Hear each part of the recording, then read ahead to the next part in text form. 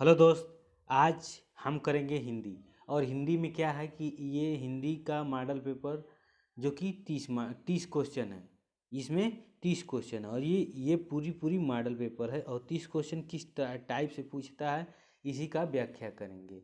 अब देखिए, इसमें दे दिया है कि 31 से 34, मतलब ये गद्यांश दिया है और 31 से 34 तक के उत्तर आपको गद्यांश से देना है।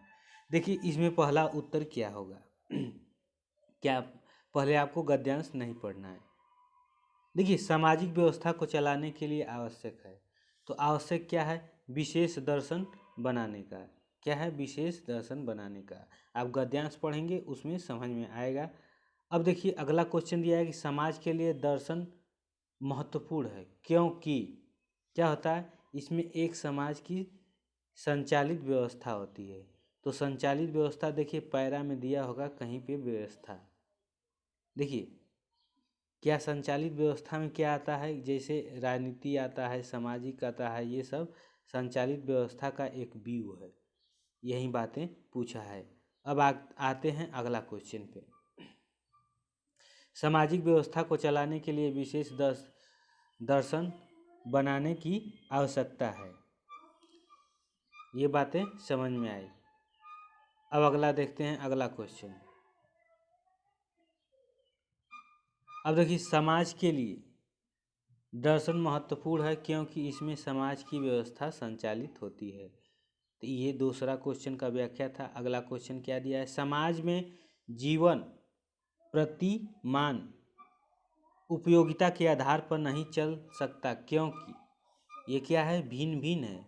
एक ही बात भिन्न भिन्न क्षेत्रों में उचित या अनुचित हो सकती है। ठीक है, मतलब कोई कुछ भी बोलता है, कोई कुछ भी बोलता है। एक ही शब्द का अनेक अर्थ होता है। क्या होता है, अनेक अर्थ होता है। एक ही शब्द का अनेक अर्थ होता है, या एक ही वस्तु को अनेक जगह अनेक अनेक मतलब चीज़ों से, मतलब शब्दों से संबोधित करते हैं। यही कहने का मतलब है ये। अगला क्वेश्चन, समाज में जीवन प्रतिमान उपयोगिता के आधार पर नहीं चल सकती, उसी का व्याख्या है क्योंकि एक ही बात भिन्न भिन्न क्षेत्रों में उचित अनुचित हो सकती है।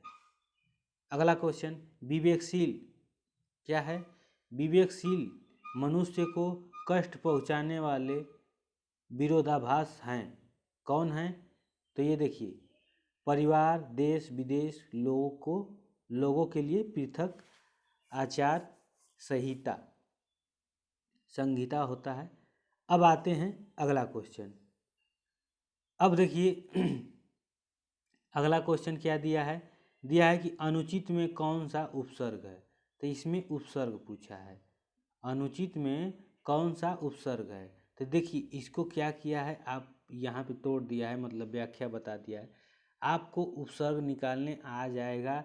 देखिए, अन्न जो है उपसर्ग है, और जहाँ पे ये कैसे बन रहा है, उचित, उचित मूल शब्द है और अन क्या है, उपसर्ग है। तो उचित जो हमारा मूल शब्द हो गया, अन उपसर्ग हो गया। अगला क्वेश्चन, निम्नलिखित वाक्य में विशेष से शब्द है, मेरी कक्षा में 20 छात्र हैं। तो इसमें विशेष क्या है, 20 है। अगला क्वेश्चन, नीचे दिए गए विकल्पों में नग शब्द के लिए परवाची शब्द होता है। तो ये परवाची शब्द इसका होता है पर्वत का। अब आते हैं अगला क्वेश्चन, आग्रह शब्द के सटीक विलोम शब्द का चयन कीजिए। तो ये क्या होता है, दुराग्रह होता है। अगला क्वेश्चन देखते हैं, दिए गए विकल्पों में से तत्सम शब्द चुनिए। तो तत्सम शब्द क्या है, विवाह है। क्या है, विवाह है। अब अगला क्वेश्चन, दिए गए विकल्पों में से तत्सम शब्द चुनिए। तो ये क्या है, ओज। अगला क्वेश्चन देखते हैं, हर काम को देर से करने वालों के लिए एक शब्द। तो क्या बोलते हैं उसको, ये विलंब होता है। अगला क्वेश्चन, भाषा का मानक रूप बालक कहाँ सीखता है। तो देखिए, कहाँ सीखता है, ये सीखता है विद्यालय में। सबसे मतलब प्रथम विद्यालय उसका परिवार होता है, लेकिन मानक भाषा सीखता है विद्यालय में। भाषा वह व्यापार है जिससे हम शब्दों द्वारा विचार को व्यक्त करते हैं। यह कथन किसका है? ये कथन है पतंजलि का। किसका है? पतंजलि का। अगला क्वेश्चन, भाषा का वह व्यापार उसी का व्याख्या है जिसमें हम शब्दों द्वारा विचारों को व्यक्त करते हैं। यह कथन पतंजलि का है। अब अगला क्वेश्चन है कि संप्रेषण कहलाता है। संप्रेषण है क्या? तो संप्रेषण क्या है? भावों एवं विचारों का आदान प्रदान करना ही संप्रेषण है। अगला क्वेश्चन देखते हैं, 15 दिन में एक बार छपने वाली पत्रिका को क्या कहते हैं? पाक्षिक पत्रिका कहते हैं।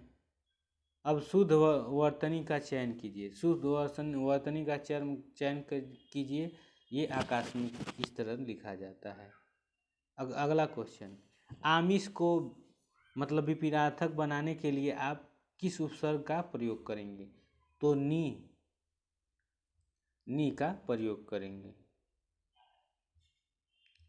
रमणीयार्थ प्रतिपादक शब्द काव्य की परिभाषा किसने दी?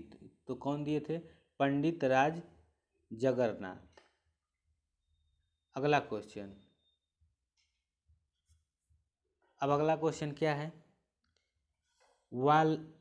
वात्सल्य रस की सर्वप्रथम चर्चा किसने की थी? तो कौन किए थे? तो ये किए थे विश्वनाथ। अगला क्वेश्चन, इस्मद कौन सा भाव है? मतलब अस्थाई भाव है, ये आपको पता है। होनहार के होत चिकने पात लोक्तियों को पूरा कीजिए। तो क्या होता है? विद्यमान होता है।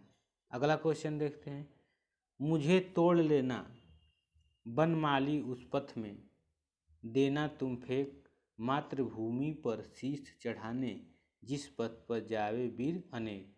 इस पंक्ति के रचयिता कौन है? ये आपको बताना है। तो ये माखनलाल चतुर्वेदी है। अगला क्वेश्चन देखते हैं, अरूण यह मधुमय देश हमारा, इस पंक्ति के रचयिता कौन है? ये जयशंकर प्रसाद हैं। कनक कनकते 100 गुना मादकता, ये तो आपको पता है। अलंकार किसका है? यमक अलंकार है ये। अब अगला क्वेश्चन देखते हैं, विनय पत्रिका की भाषा है। तो विनय पत्रिका की भाषा ब्रज भाषा है, ये आपको पता है। यहाँ पे देखिए उसका ये है, कनक कनकते 100 गुना है मादकता, तो ये यमक अलंकार है, ये आपको पता है। यहाँ पे क्या होता है कि एक ही शब्द 2 बार आए और उसका अर्थ अनेक हो। मतलब एक कनक का अर्थ होता है सोना और एक कनक का अर्थ होता है धतूरा। तो ये आपको पता होना चाहिए।